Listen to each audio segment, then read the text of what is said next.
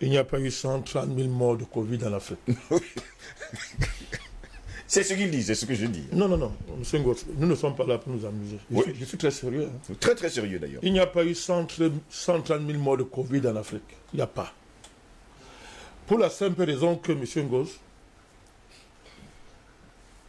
les médecins étaient payés. Oui. Ils sont payés. Ou assassinés. Pour, non seulement assassiner, comme tu me dis, mais pour transformer les morts dus aux maladies habituelles en morts de Covid. Ils étaient payés, il faut dire ça. Il faut marteler ça tous les jours. Vous comprenez, M. Ngoz? Oui. Donc, c'est parce qu'un médecin qui est payé, qui est soudoyé, pour écrire sur chaque mort, comme mort de Covid, vous me demandez de reprendre à mon compte une pareille situation, je ne peux pas le faire. C'est une question d'honnêteté. Oui. C'est une question de respect pour ceux qui nous écoutent. C'est une question de respect pour mon continent, M. Ngoz. Donc, jusqu'à preuve du contraire, nous attendons qu'on nous démontre que les morts dont on parle là sont morts réellement de Covid. Oui. Comme je vous dis qu'au départ, les médecins sont payés pour écrire Covid, et quand ils écrivent, rares sont ceux qui s'engagent personnellement. Moi, j'ai vécu ça. Quand vous demandez aux gens de signer l'étude de décès, les gens se débinent. Les gens se débinent. Donc, il faut évacuer ça. Ils ne sont pas morts de... Ces gens ne sont pas morts de Covid. On dit qu'ils sont morts de Covid, mais ils ne sont pas morts de Covid. De Covid, on le sait. Ça me démontre le contraire. Oui. Et ça va être très difficile. Je tenais à faire cette clarification. Deuxièmement, avant d'entrer dans le fond du sujet, je voudrais parler sur M. Macron. J'espère que le CNC, oui, qui, après avoir pris l'argent, l'ambassadeur de France s'amuse à embêter DBS, est en train d'écouter ce qui se passe à Paris. Il est en train de bien écouter ça. Et va en tirer les conséquences. Parce que, sauf à nous interdire désormais de défendre notre continent, de défendre l'Afrique, en nous menaçant. Parce que on reçoit la visite de l'ambassadeur de France, qui passe son temps à traquer les panafricanistes, n'est-ce pas? Pour nous dire, non, vraiment, il faut parler poliment de M. Macron. Dites-moi comment on fait pour être poli avec un type comme ça. Et en ce moment-là, la politesse, ça c'est quoi? Ce n'est pas le crime contre soi-même. Rester poli avec un type comme ça. Vous croyez que si avait les moyens, on ne jetterait pas une bombe dans ce sommet-là? Si avait, je le dis à mon dos, si c'était possible, on bombardait le sommet-là, non? On parle de quoi? Donc, il faut que le CNC écoute ce qui se passe à Paris et assume ses actes. Je vais vous lire ce que Macron dit par rapport à son New Deal. Allez-y. Oui. Parce qu'il faut prendre ces mots. Hein. Oui. Et il était toujours avec Tshisekedi. Le fameux déjeuner qu'ils ont pris, n'est-ce pas, après la mort du maréchal. Vous vous souvenez? Oui. Quand il est allé parader devant celui qui l'a assassiné. C'est-à-dire après avoir tué le président Déby, M. Macron a eu le culot, comme d'habitude, comme tous les présidents français, de venir parader devant son deuil. Après ça, il est allé à Paris, il a fait le déjeuner avec M. Tshisekedi. Comme président, toujours comme président de l'Union africaine, pour essayer de cacher quelque chose. Et au sortir de là, il dit, le continent africain connaît un ralentissement très fort à cause du Covid. Nous sommes en train collectivement d'abandonner l'Afrique à des solutions qui datent des années 60. Écoutez bien ce qu'il dit. Datent des années 60. Nous devons absolument inventer pour le 17-18 mai prochain, bon, ce qui se passe là, Ce qui se passe, oui. un New Deal du financement de l'Afrique. C'est-à-dire des solutions profondément novatrices.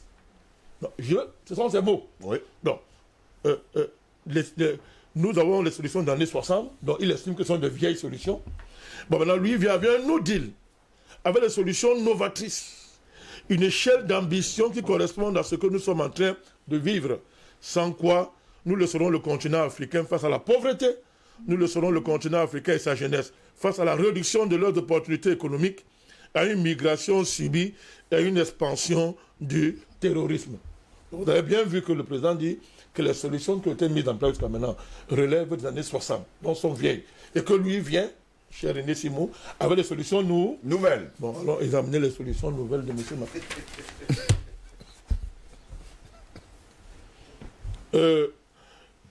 M. Macron propose que, au lieu de continuer dans le multilatéralisme, bilatéralisme du passé, Oui. il faut, comment on dit ça? Il faut que les États africains s'arriment. Il faut arrimer le financement des pays africains au niveau des investisseurs, au niveau des marchés de Wall Street. C'est ça qu'il dit. Il dit Wall Street, le marché de Wall Street. Avant ça, M. Macron, je ne sais pas si c'est sur la page, excusez-moi.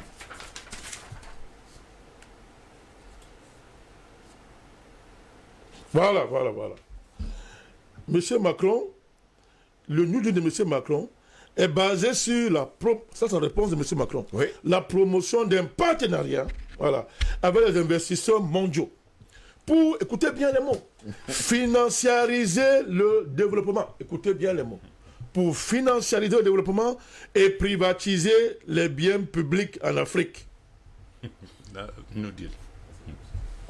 Je répète bien. Financiariser le développement et privatiser les biens publics en Afrique.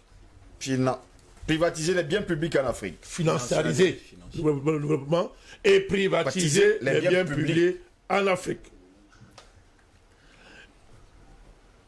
Pendant ce temps, mon cher Gauss, le même Macron, pendant qu'il parle là, Oui.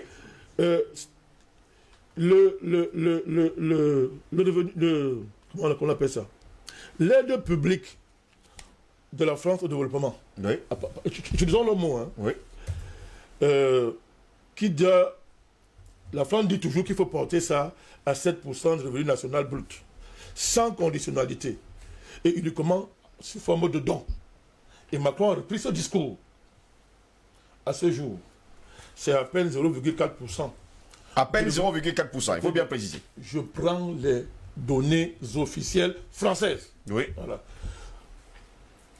Et avec une comptabilisation discutable, mais sous forme de prêt. C'est-à-dire que M. Macron dit en public qu'il faut porter l'aide à 0,7% du produit du revenu national brut. Mais dans les faits, qu'est-ce qu'il fait? Il le maintient, lui, Macron, à 0,4 de ce revenu national brut. Au lieu de faire le don, comme il a dit, il fait ça sous forme de prêt. Oui. C'est bien.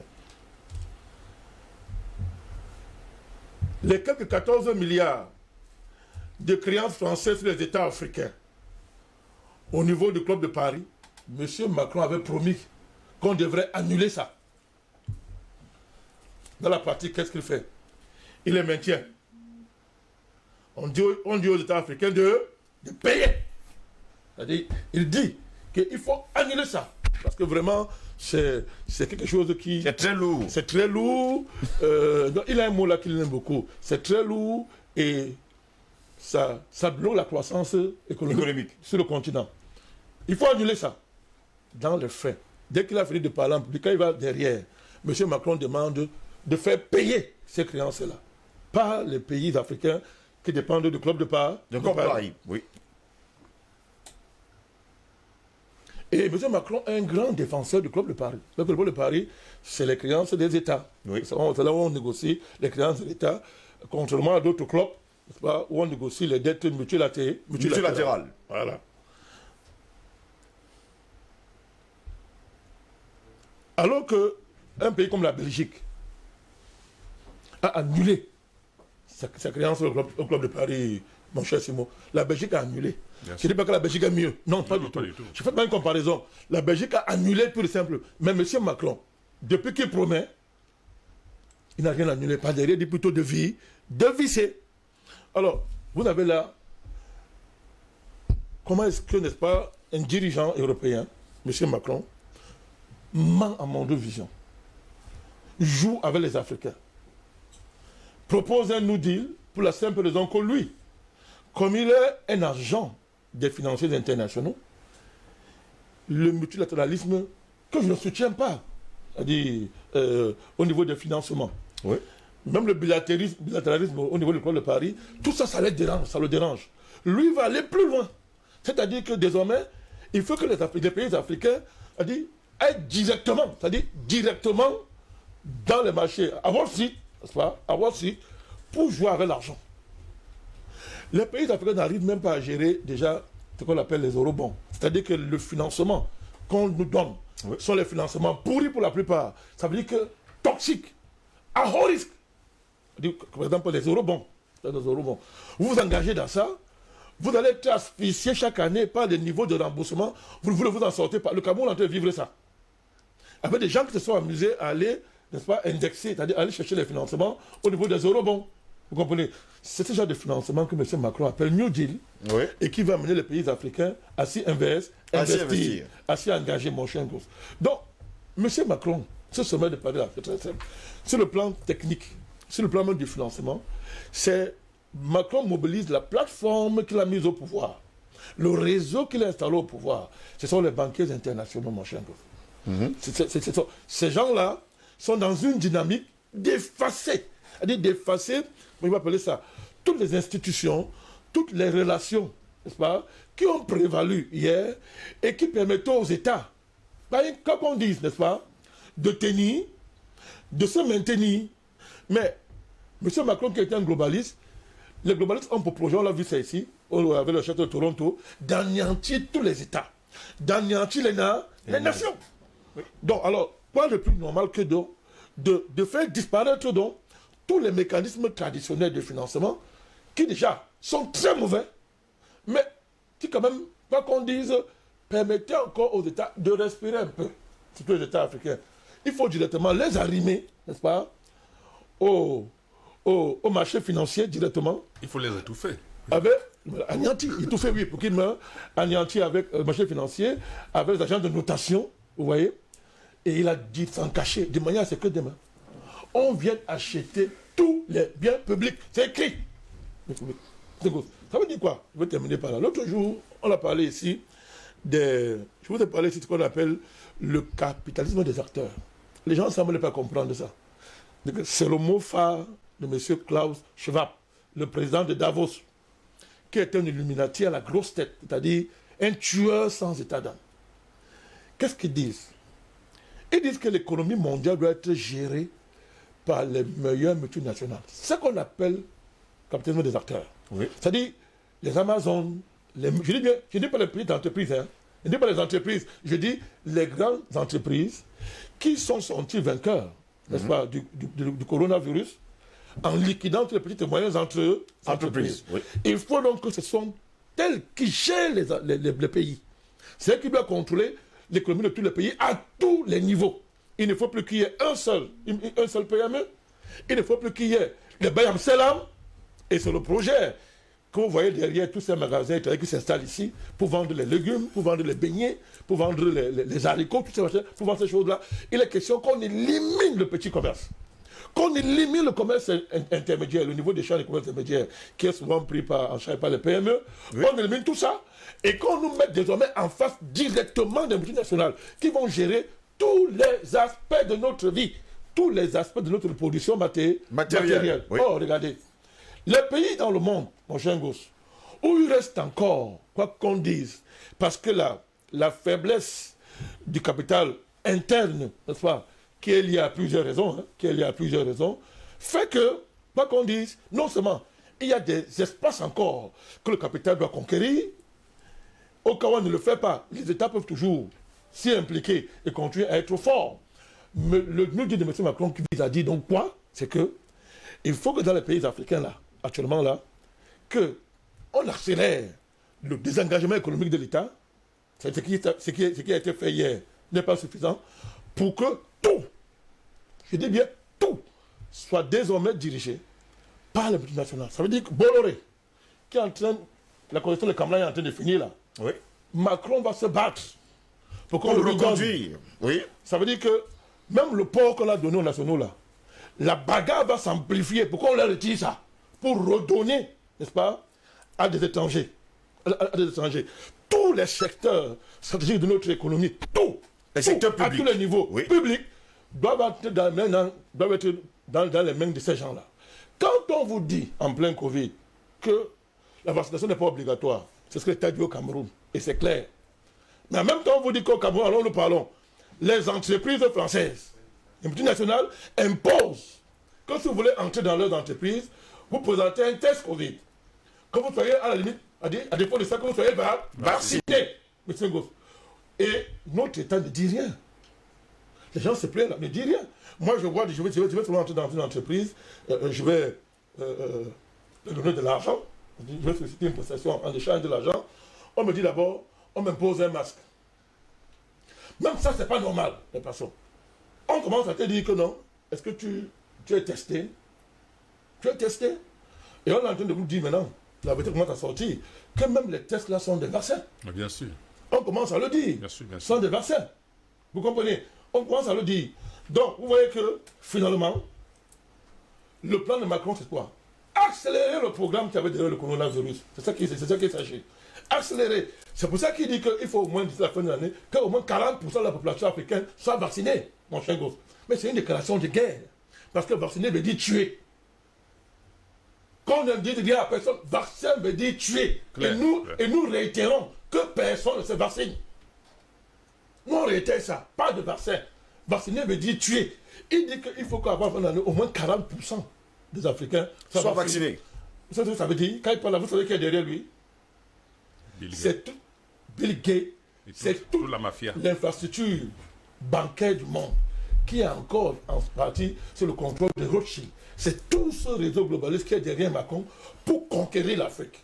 Et derrière ça, pendant qu'ils le font, ils ont décidé que bon, ils vont se battre avec la Russie. Ils vont se battre avec les Chinois. Et les Chinois, entre guillemets, parce que les Chinois, il dit entre guillemets parce que c'est pas clair, les Chinois. Ils vont se battre avec la Russie. C'est la guerre. Donc, M. Ngos, quand vous voyez ce qui s'est passé au Tchad, où la France a tué le maréchal, quand vous voyez ce qui s'est préparé contre Touadéra, où un voyou, n'est-ce pas, un criminel, a été attrapé, il s'est installé à proximité de la maison du président, avec tout le matériel nécessaire pour assassiner le président à distance, vous voyez ce qui se prépare. C'est la guerre. C'est-à-dire, les présidents qui ne vont pas s'aligner, leur assassinat est programmé, l'assassinat des panafricanistes est programmé, et là je vous le dis à vos autorités, je le dis à Mondovision, c'est-à-dire vous, dans la liste, vous, Simon, dans la liste, ici, il faut le dire, c'est programmé, la France est entrée dans une phase, et je l'ai dit, que M. Macron, il a 2 ou 3 mois pour ça, d'ici le mois d'août ou plus tard, dans une phase où il faut que certains présidents africains soient assassinés, bon, c'est pas débit, que certaines têtes de file de ce qu'ils appellent l'anti-francisme soient mis hors de côté de nuit pour que la France reprenne, n'est-ce pas, l'Afrique centrale dans ses mains. Tshisekedi donc joue ce rôle. Tshisekedi, vous le voyez tous les jours pour le Macron, c'est son rôle. Au niveau de la CEAC, je pense même pour ça que le président Sassou s'est déplacé. Sassou s'est déplacé pour ça. Parce que Tshisekedi, au niveau de la CEAC et l'Angola, sont utilisés par la France, n'est-ce pas, pour diviser l'Afrique centrale. Pour empêcher l'unité, n'est-ce pas, de la CEAC. De la CEAC, oui. C'est le plan. Pour casser ça et tout faire tuer les présidents, pour nous ramener de force dans le franc CFA. Écoutez bien, dans le franc CFA. C'est ça la quintessence de ce nous dit M. Goss. C'est ça la quintessence. Tout ce qu'on raconte autour, c'est du blabla. Et ce monsieur ose aboyer, hein, parce qu'il veut un deuxième mandat. Oui. C'est déjà son deuxième mandat. Et il sort d'une certaine manière. Il n'est même pas épargné qu'on le traîne en justice. Parce qu'il y a des plaintes terribles contre lui, en France, dans les tribunaux internationaux, pour crimes contre l'humanité, avec des preuves indiscutables, mon cher Goff. Donc, c'est quelqu'un qui ose aboyer, qui est prêt à tout pour se maintenir et faire plaisir à ses patrons. Et justement, faire plaisir à ses patrons.